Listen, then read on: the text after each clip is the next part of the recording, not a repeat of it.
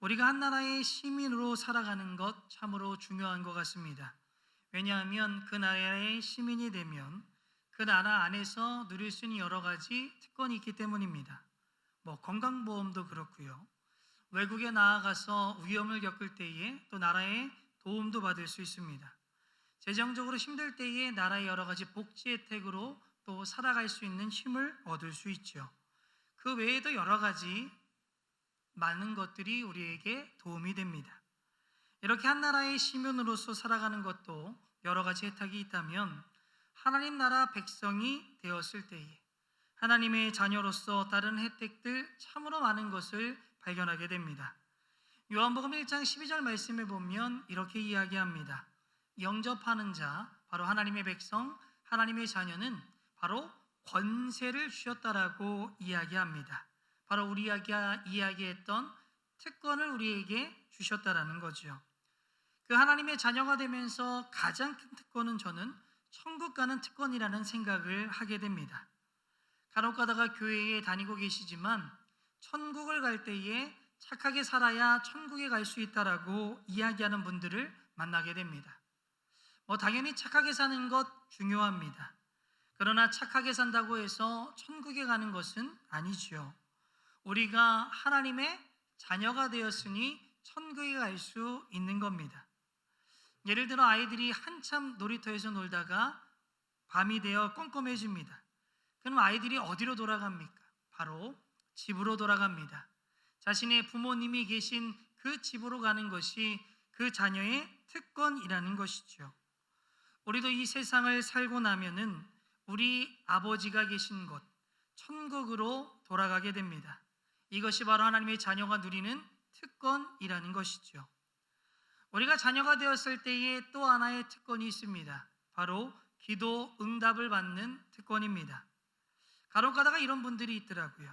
하나님을 믿지 않는 분인데 하나님을 위해서 또 하나님께 기도했는데 하나님의 응답을 안 해주셨다라는 겁니다. 이분 삶이 너무나 어렵고 힘들어서 주의 얘기를 듣고 그냥 하나님께 기도해 봤는데 응답이 안 왔다. 왜 하나님이 응답을 안 해주냐, 안 계신 거 아니냐라고 이야기하는 분들이 간혹 가득 있더라고요. 오죽 답답했으면 믿지 않은 하나님께 기도했을까? 그대로 되지 않았으니 원망하는 마음이 들 수도 있겠다. 그러나 우리가 잘못된 생각 중에 하나가 하나님께 기도를 드리면 꼭 들어주셔야 한다는 생각을 한다는 겁니다. 내가 하나님을 잘 섬긴 것도 아닌데, 내가 하나님 보시기에 이쁜 모습도 아닌데, 하나님 보시기에 모범적인 생활을 한 것도 아닌데 말이죠. 그러나 기도 응답은 예수님을 영접한 하나님의 자녀가 받는 특권입니다. 우리가 뭔가를 잘해서 하나님 앞에 모범적인 삶을 살아서 받는 것이 아닙니다. 하나님이 베풀으신 은혜를 바라보면 우리가 하나님 섬기는 것 참 소소하지요. 그럼에도 불구하고 하나님이 우리의 기도를 들어주시는 이유는 하나님의 그 자녀된 우리의 모습입니다. 우리의 자격이 아니라는 것이죠. 이러한 여러 가지 특권을 우리는 예수 그리스도를 믿음으로 인해 하나님의 자녀가 됨으로 누릴 수 있다라는 겁니다. 오늘은 그 중에 한 가지 특권에 대해서 조금 더 구체적으로 얘기하려고 합니다. 바로 두려움에서 이길 수 있는 특권입니다. 두려움에 속박이 되어 있다면 그곳에서 해방될 수 있는 특권. 그렇기에 하나님의 자녀들은 두려워하지 않을 수 있다라는 겁니다. 그래서 오늘 우리에게 오는 두려움이 어떠한 것들이 있는지, 그것을 우리가 어떻게 이겨나아갈 수 있는지 오늘 본문의 노아의 모습을 통해서 우리가 함께 살펴보고자 합니다. 우리에게 찾아오는 첫 번째 두려움은 고난이 끊임없이 지속되리라 하는 두려움이 있습니다. 역경의 지속으로 오는 두려움. 이것은 하나님의 기억하심으로 우리가 이길 수 있다는 겁니다. 우리가 어떤 일을 행할 때에 여러 가지 어려운 일이 생기고 고난 가운데 있을 때 우리를 힘들게 하는 것은 그 어려움, 그 고난보다 내가 지금 겪고 있는 고난이 지속되지는 아니할까, 멈추지 않고 끝까지 그 고난이 나와 함께하는 것이 아닌가라는 것이 우리의 마음을 더 힘들게 합니다. 예를 들면 어떤 사람이 직장이 잘렸습니다. 그런데 어느 정도 시간이 지나면 복직될 것을 알고 있다면, 새로운 일이 생길 것을 그가 알고 있다면 실직이라는 거 두려움이 아닐 겁니다. 아마 그 기간 동안 돈이 있으면 돈을 쓰고, 돈이 없으면 좀 아끼고, 가족들과 여행도 하고 싶은 것도 하고 여러 가지 즐기면서 그 시간을 지내겠죠. 그런데 우리가 실직한 상태에서 언제 복직이 될지 모른다, 새로운 직장에 내가 언제 갈지 모른다 라는 생각이 들 때에 그 두려움, 정말 그 과정은 너무나 힘들 겁니다. 자녀의 문제도 마찬가지인 것 같습니다. 우리가 자녀를 키우다 보면 말을 안 듣는 시기가 있습니다. 좀 삐뚤어지고 빗나가는 경우들이 있죠. 그런데 이 아이가 어느 정도 시점이 지나면 돌아올 것이다 라는 것이 있으면 인내하고 바라봐주고 그냥 함께 해줄 수 있을 것 같습니다. 염려가 없죠. 돌아올 거니까요. 그런데 자녀가 삐뚤어지는 가운데 얘가 언제 돌아올지 모른다라고 우리가 생각한다면, 잘못해서 영영 잘못된 길로 가는 것이 아닌가 하는 두려움, 부모에게 참 어려운 마음, 정말 힘들게 하는 마음일 겁니다. 그런데 본문에 나오는 노아도 비슷한 두려움을 가지고 있었습니다. 우리가 읽은 본문은 비가 40일 동안 내린 상태입니다. 오늘도 우리가 비가 오고 있지만 3일에서 4일 정도만 비가 와도 여러 군데 문제가 생기게 되죠. 비가 계속되어지면 안 그치는 것은 아닌가라는 마음이 우리에게 들 수 있습니다. 그 비 온 시기가 40일이죠. 여러분, 지금처럼 그냥 비가 내리는 것이 아니라 양동이로 붓듯이 비가 퍼붓고 있습니다. 지금 노아와 가족들은 배 안에서 아무것도 보지 못한 채 그냥 빗소리만 듣고 있는 거죠. 그 배가 150일간 표류합니다. 거의 5달을 배 안에 있는 겁니다. 이 배가 어디로 가는지 모릅니다. 이 물이 없어질지도 모릅니다. 그 노아의 마음에 이렇게 죽는 것이 아닌가, 그냥 이 배 안에서 꼼짝없이 죽는구나 하는 두려움이 있었을 겁니다. 내가 지금 처해 있는 고난의 문제가 영원히 해결되지 않을 것 같은 두려움, 우리가 느끼는 두려움이고 노아가 느끼는 두려움이었을 겁니다.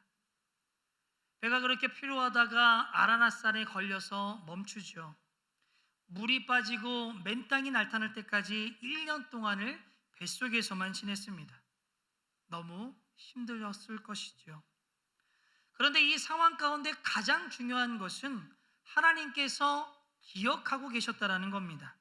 8장 1절 말씀에 보면 하나님이 노아와 그와 함께 방주에 있는 모든 들짐승과 가축을 기억하사 라고 말씀하죠. 하나님이 그 모든 것을 기억하셨다라는 겁니다. 하나님의 기억하심에 포함된 단어는 행동 계시입니다. 그냥 생각만 하는 것이 아니라 하나님께서 움직이셨다라는 거예요. 우리가 어려움을 당하는 지인들을 만나게 될 때에 간혹 가다가 이런 말을 씁니다. 야, 정 어려우면 날 좀 생각해. 여러분, 이것은 어려울 때 그 친구를 생각하라는, 얼굴을 바라보라는 것이 아닙니다. 정말 어려우면 나에게 연락하면 내가 도와주겠다라는 것이 내포된 것이 나를 생각해잖아요. 하나님이 우리를 기억하고 계시기에 우리가 처해 있는 어려움, 고난의 상황이 영원히 지속될 것이라는 두려움에서 우리는 벗어날 수 있습니다. 왜냐하면 하나님께서 지금도 움직이고 계시기 때문이죠. 하나님께서는 말을 정말 안 듣는 이스라엘 백성에게 이렇게 이야기하십니다. 이사야서 49장 15절 말씀 함께 읽겠습니다. 여인이 어찌 그 젖먹는 자식을 잊겠으며 자기 태에서 난 아들을 긍휼히 여기지 않겠느냐. 그들은 혹시 잊을지라도 나는 너를 잊지 아니할 것이라. 아멘. 너희가 아무리 나를 잊고 나를 괴롭히고 나를 못살게 굴지라도 나는 너희를 기억하겠다. 하나님께서는 이스라엘을 기억하여 주신다라고 말씀하고 있습니다. 이스라엘 백성들은 하나님의 사랑, 특권을 받았음에도 불구하고 자신들의 책임을 잊어먹고 살아갑니다. 그래서 이방인을 개취급하지 않습니까? 그 이방인 하나님께서 부르셨습니다. 그래서 하나님께서는 이스라엘이 아닌 그 사명을 우리 교회에 주셨습니다. 여러분, 교회는 건물이 아니지 않습니까? 예수 그리스도를 믿는 사람들의 모임, 바로 내 자신이 교회라는 것을 우리가 너무나 잘 알고 있지 않습니까? 그래서 베드로전서 2장 9절 말씀에 보면 이렇게 이야기하죠. 그러나 너희는, 바로 우리 크리스천들, 우리 교회는 택하신 족속, 왕같은 제사장, 거룩한 나라, 그의 소유된 백성이라고 이야기합니다. 그러면서 우리에게 아름다운 덕을 선포하라라고 말씀하고 있습니다. 저와 여러분들은 하나님의 소유된 백성입니다. 하나님은 절대 우리를 잊지 않으시죠. 우리를 어떠한 상황 가운데서도 기억하고 계시다라는 겁니다. 이렇게 기억하시는 하나님이 있으시기에 우리가 지금 겪고 있는 어려움, 고난이 계속될 것이라는 두려움에서 벗어나기를 소망합니다. 자녀를 가진 부모가 자녀에게 의미 없는 고생을 시키는 경우 없습니다. 그렇다면 하나님께서 정말 우리를 사랑하고 계시는데 의미 없는 고난을, 의미 없는 어려움을 주시겠습니까? 그렇지 않다라는 거지요. 우리는 하나님의 사랑하는 백성이요 자녀들입니다. 우리의 삶 가운데 어떠한 어려움, 고난이 있다면 그것은 목적이 있는 겁니다. 하나님의 사람으로 만들기 위해서, 하나님의 그 사람으로 훈련되어지기 위한 그 목적이 그 가운데 있다라는 겁니다. 여러분, 우리 주위에 보면 훈련되지 아니한 아이들을 많이 봅니다. 그냥 사랑만 줘서 자라난 아이들을 보면 어릴 적부터 많은 것을 주었기 때문에 무엇을 주어도 기뻐하지 않고 감사하지 않습니다. 또한 자기가 가진 것을 남하고 누릴 줄도 모르는 이기적인 사람이 된다라는 거예요. 그렇게 자녀를 가진 부모들을 보면 능력이 없어서 안 주는 거 아닙니다. 일도 시키고 야단도 치고 사랑도 줍니다. 왜냐하면 그 아이가 건강한 자녀로 살아가기 위해서 세상에 나아갈 수 있는 훈련을 하나하나 시킨다라는 거죠. 하나님도 우리를 너무나 사랑하십니다. 이 악한 세상 가운데 하나님의 백성으로 살아갈 수 있도록, 하나님의 사명을 감당할 수 있도록 우리를 훈련하며 나아가신다라는 겁니다.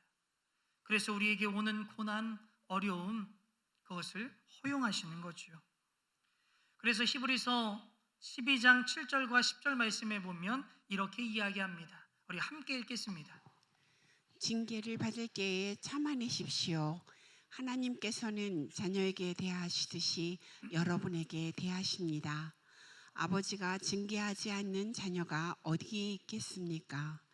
육신의 아버지는 잠시 동안 자기들의 생각대로 우리를 징계하였지만 하나님께서는 우리를 자기의 거룩하심에 참여하게 하시려고 우리에게 유익이 되도록 징계하십니다. 아멘. 하나님의 자녀들이 겪는 역경이나 어려움, 훈련의 목적이 있고 그것이 바로 사랑의 표현이기 때문에 그 시간이 지나면, 목적이 완성이 되면 고난, 역경 끝이 난다라는 겁니다. 그래서 우리가 지금 처해 있는 이런 어려움, 역경, 평생 안고 살아가야 된다는 그 두려움에서 벗어날 수 있는 것이죠. 혹시 우리 중에 어려움을 겪는 분들이 있다면 그 안에 목적이 있음을 깨닫고 목적이 달성한 후에 이 모든 어려움과 고난이 물러가고 정말 하나님의 축복이 있다는 것을 믿으며 나아가시기를 바랍니다. 혹시 우리 중에 경제적으로 어려운 상태에 있는 분들이 있다면 아마 하나님께서 어떤 분에게 물질적인 축복을 주셔서 그 물질로 일하기를 원하시는데 아직 마음의 준비가 안 됐거나 그의 삶의 낭비병, 소비병이 가지고 있어서 그것을 활용할 수 없기에 물질의 축복을 주시기 전에 정말 우리를 훈련의 자리에 넣고 계실 줄 모르는 거지요. 그리고 어떤 분들은 하루하루 하나님을 의지하면서 하루하루 채워주시는 하나님의 신비한 능력을 경험하고자 경제적인 여유를 허락하지 아니하실 수도 있습니다.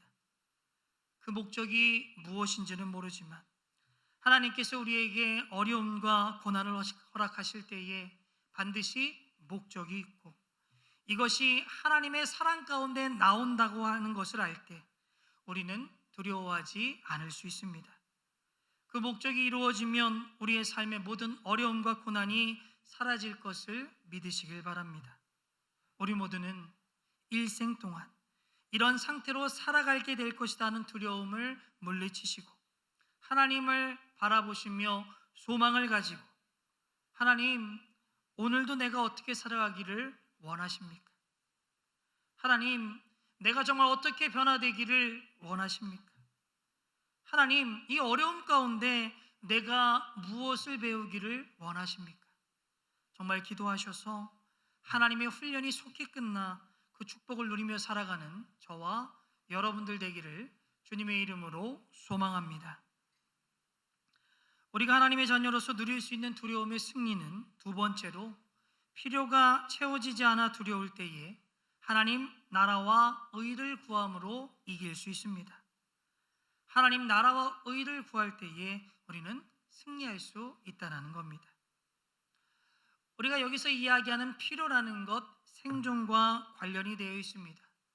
내가 어떻게 먹고 살 것인가? 내 자녀들을 어떻게 키우며 나아갈 것인가? 이런 생존에 관한 것들이지요. 그런데 하나님의 자녀가 된 사람들은 이러한 것을 염려할 필요가 없다라고 합니다. 왜냐하면 하나님께서 우리를 돌보고 계시기 때문이지요. 우리가 노아의 이야기로 가면 이제 땅이 말랐습니다. 노아가 방주에서 내려올 때에 하나님께서 이렇게 말씀하지요. 창세기 9장 1절에 보면 하나님이 노아와 그의 아들들에게 복을 주시며 그들에게 이르시되 생육하고 번성하고 땅에 충만하라. 이 말씀 들으면 우리가 생각나는 거 있지 않습니까? 아담에게 주신 축복입니다. 모든 사람이 죽고 노아의 가족 8명이 정말 나아갈 때에 하나님께서 내리는 축복입니다. 그러면서 2절 말씀에 보면 이렇게 이야기하죠. 땅의 모든 짐승, 공중의 모든 새, 땅에 기는 모든 것, 바다의 모든 물고기가 그 모든 것이 너희를 두려워하며 너희를 무서워한다. 이 모든 것을 너희의 손에 붙였다라고 말씀하고 있죠. 홍수가 끝나고 방주에서 노아가 내릴 때에 아마 이런 두려움이 있지 않았을까? 생존에 관한 두려움. 배에 있는 동안은 하나님의 보호하심, 섭리하심이 있었기 때문에 방주에서 잘 지낼 수 있었습니다. 그런데 만약에 방주에서 딱 내릴 때 육식 동물들이 노아를 덮칠 수도 있습니다. 아마 노아가 이런 두려움이 좀 있지 않았을까? 그런 노아에게 하나님이 말씀합니다. 그 동물들, 그 모든 것이 너를 두려워한다. 너를 무서워할 것이다. 하나님께서는 이미 생존의 문제를 해결하셨다라는 겁니다. 또 노아에게 하나의 또 두려움이 있었습니다. 그것은 땅이 물로 덮여 있었기 때문에 아무런 식물이 없었죠. 나는 과연 무엇을 먹고 살 것인가? 그런 두려움이 있었다라는 겁니다. 그때 하나님이 창세기 8장 22절에 이렇게 이야기합니다. 땅에 있을 동안에 심음, 거둠, 추위, 더위, 여름, 겨름, 낮, 밤이 쉬지 아니한다라고 이야기합니다. 이것은 씨를 뿌렸을 때의 수확함의 풍족한 약속을 이야기하시는 겁니다. 그러면서 창세기 9장 3절에 보면 이렇게 이야기합니다. 살아 움직이는 모든 것이 너희의 먹거리가 될 것이다. 내가 전에 홍수 전에 푸른 채소를 너희에게 먹거리로 준 것 같이 내가 이것들도 다 너희에게 준다라고 말씀하고 있죠. 아마 홍수가 나기 전에 노아의 가족들은 채식을 한 것 같습니다. 그런데 이제 육식을 허락하신 거예요. 땅에다 씨를 심고 추수를 하기까지 오랜 시간이 필요합니다. 그동안 먹고 마실 것 하나님이 예비하여 주신 겁니다. 하나님께서는 노아의 두려움의 별개로 그의 가족에 대한 생존을 미리 준비하여 주심을 발견하게 되죠. 모든 것을 살피시고 챙기시는 아버지 되시는 하나님이 계시기에 우리도 내 생계가 문제가 해결되지 않을 것이다. 나의 필요가 채워지지 않을 것이다. 이런 두려움에 해방될 수 있다라는 겁니다. 그래서 베드로가 자신 있게 이야기합니다. 베드로전서 5장 7절 말씀에 보면 너희 염려를 다 주님께 맡겨라. 필요의 두려움, 채워지지 않을 것 같은 두려움 다 주님께 맡겨라. 그러면 그가 너희를 돌보아 주시겠다. 너희의 필요를 채워주시겠다라고 말씀합니다. 이런 돌보고 계시는 하나님이 계시기에 우리는 두려워하지 않아도 됩니다. 돌보고 계시는 하나님이 계시기 때문에 내가 뭘 먹고 살아야 되는가? 정말 내 자녀는 어떻게 키워야 되는가? 염려할 필요가 없다는 겁니다. 예수님도 비슷한 말씀하시죠. 마태복음 6장 31절 말씀에 보면 그러므로 염려하여 이르기를 무엇을 마실까? 무엇을 먹을까? 무엇을 입을까? 걱정하지 말라 말씀합니다. 저는 이 말씀을 지금의 우리의 시대에 비추어 본다면 은행의 이자는 어떻게 할까? 아이들의 학원비는 어떻게 할까? 월세는 어떻게 하고 학자금 대출은 어떻게 갚고 세금 나오는 거 어떻게 할까? 이런 거 염려하지 말라는 겁니다. 그러면서 32절 전반절에 보면 이렇게 이야기하죠. 지금 구하는 그 모든 것들은 다 이방인이 구하는 것이다. 하나님을 모르는 사람도 이러한 염려, 이러한 것들을 구하며 살아간다라는 겁니다. 그러면서 예수님께서 말씀하시죠. 32절 후반절에 보면요. 너희 하늘 아버지께서 이 모든 것이 너희에게 있어야 할 줄을 아신다 말씀합니다. 하나님이 우리의 필요를 아시기에 우리는 염려하지 않고 두려워하지 않아도 된다라고 말씀합니다. 그러면서 이 말씀의 마지막을 33절에 말씀하시죠. 우리 33절 말씀 다 같이 함께 읽겠습니다. 그런즉 너희는 먼저 그의 나라와 그의 의를 구하라. 그리하면 이 모든 것을 너희에게 더하시리라. 아멘. 우리는 염려와 두려움 가운데 있는 것이 아닌 먼저 하나님 나라와 의를 구해야 한다는 것을 이야기합니다. 여러분, 하나님 나라를 쉽게 이야기하면 하나님 나라의 확장을 이야기합니다. 주님의 사역에 집중하라는 것이죠. 또한 의는 우리가 하나님의 백성으로 이 땅 가운데 의롭게 올바르게 살아가는 것을 이야기합니다. 우리가 그렇게 살아갈 때에 하나님께서는 생존에 관한 것, 우리의 필요를 채워주시겠다라고 말씀합니다. 그래서 우리는 두려워할 필요가 없다라고 말하는 것이죠. 그러면 정말 우리의 우선순위가 하나님의 나라와 의에 맞춰져 있습니까? 우리가 우선순위를 똑바로 바라보며 나아갈 때에 우리의 생활의 염려 끝내셔도 됩니다. 염려해 주시는 하나님이 우리와 함께 계시기 때문에 우리의 필요를 돌보시는 그 하나님이 우리의 곁에 계시기 때문에 그분을 믿으며 나아가시기를 바랍니다.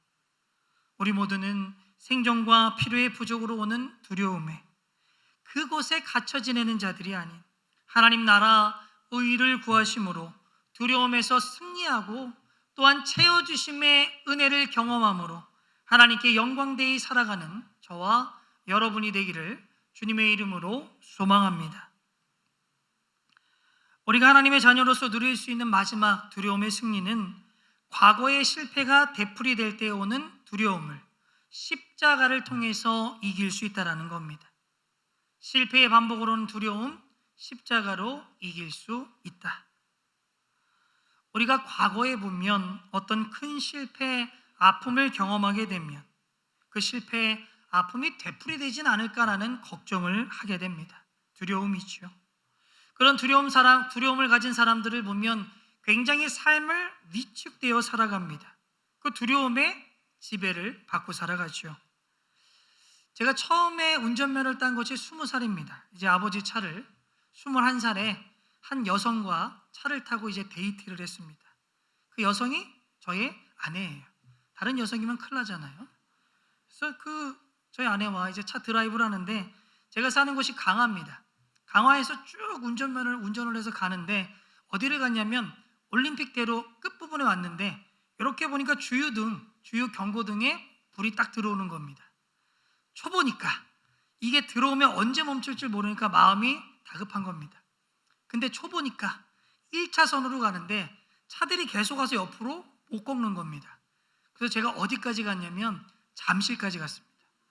잠실까지 가면 중간에 이렇게 유턴하는 데가 나와요. 거기서 유턴해서 이제 주유소를 찾아서 왔습니다. 그 이후에 제가 차를 탔으면 뭘 먼저 받겠습니까? 주유등만 보는 겁니다. 그래서 기름이 있으면 타고, 기름이 없으면 기름 먼저 넣습니다. 그게 저 첫 나들이의 트라우마였기 때문에 그것이 정말 큰 것은 아니었지만 한동안 제 삶에 영향을 끼치는 것을 보게 됩니다. 그러면 우리의 삶에 무언가 큰 사고를 당하고 큰 재난을 겪고 큰 실패를 겪게 된다면 그 다음에 그것이 되풀이되라는 그 두려움, 그것이 우리를 지배할 수밖에 없습니다. 또 예를 들면 사람과의 관계에서 상처를 받은 분들을 보면 사람들의 그 다가가는 것을 힘들어합니다. 그 상처를 받고 섭섭해하고 참 어려운 마음이 들 때에 사람을 만나는 것조차 쉽지가 않습니다. 왜냐하면 그 사람이 똑같이 하지는 않을까, 그 사람에게 또 이런 낙심을 내가 섭섭함을 느끼진 않을까, 반복될 것이라는 두려움에 쌓이게 되지요. 그러나 우리 하나님의 자녀들은 이러한 두려움에서 벗어날 수 있습니다. 여러분, 노아에게 있어서 가장 큰 두려움이 무엇이었을까요? 홍수가 나지 않을까라는 두려움이었을 겁니다. 오늘처럼 비가 왔다면 그 마음이 졸였을 거예요. 그래서 하나님께서는 노아에게 이런 약속을 해줍니다. 창세기 9장 8절에서 11절 말씀 중에 11절 말씀만 띄워주시면, 내가 너희와 언약을 세우리니 다시는 모든 생물을 홍수로 멸하지 아니할 것이라. 땅을 멸할 홍수가 다시는 있지 아니한다라고 이야기합니다. 노아뿐만이 아니라 그의 가족들, 그 홍수에 대한 두려움이 있었을 겁니다. 하나님이 지금 약속해 주세요. 다시는 홍수를 내가 일으키지 아니하겠다. 그 트라우마에 대해서, 그 두려움에 대해서 하나님이 약속을 해줍니다. 아마 노아는 이 홍수를 기점으로 해서 하나님에 대한 생각이 바뀌었을 겁니다. 온 인류를 멸망시킨 하나님, 정말 두려웠을 겁니다. 정말 무서운 하나님이었을 겁니다. 하나님께서는 인간의 목숨 아무것도 아닌 것처럼 생각하는구나. 하나님께서는 또 이러한 노아의 그 두려움을 해결해 주시기 위해 주신 것이 있습니다. 바로 계명입니다. 창세기 9장 4절에서 6절 말씀 함께 읽겠습니다. 그러나 고기를 그 생명되는 핏째 먹지 말 것이니라.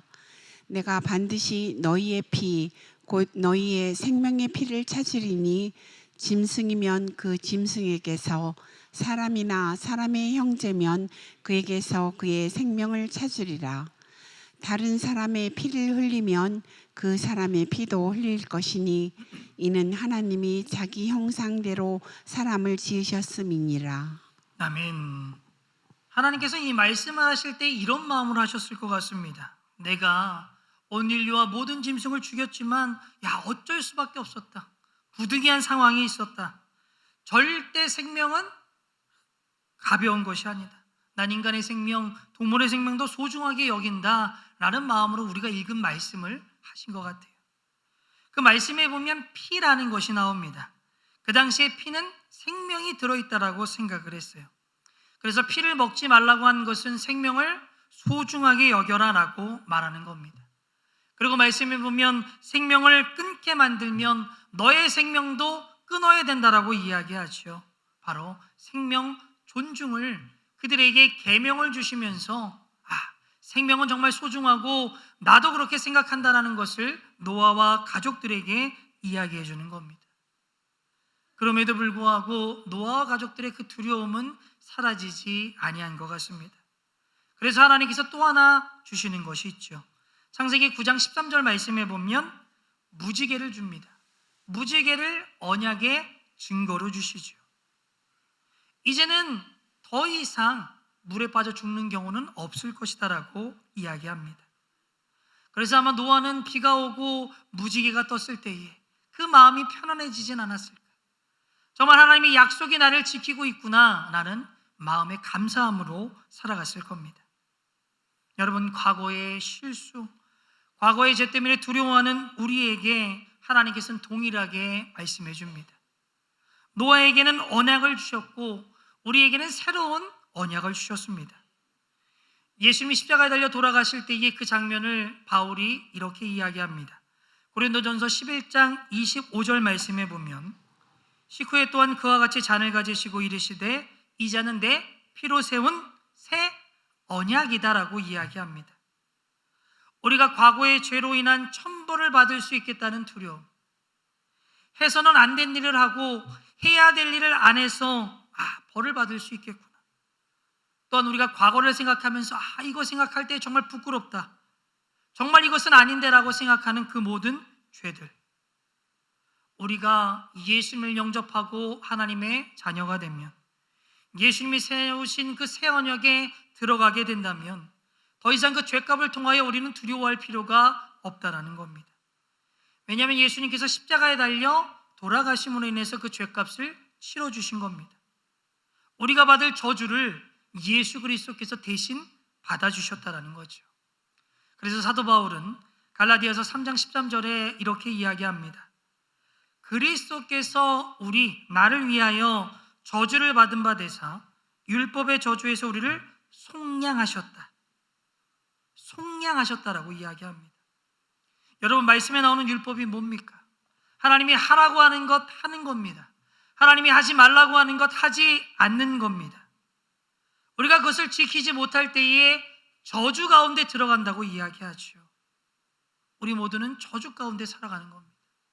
그런데 주님께서 우리 대신에 그 저주를 담당하여 주셨습니다.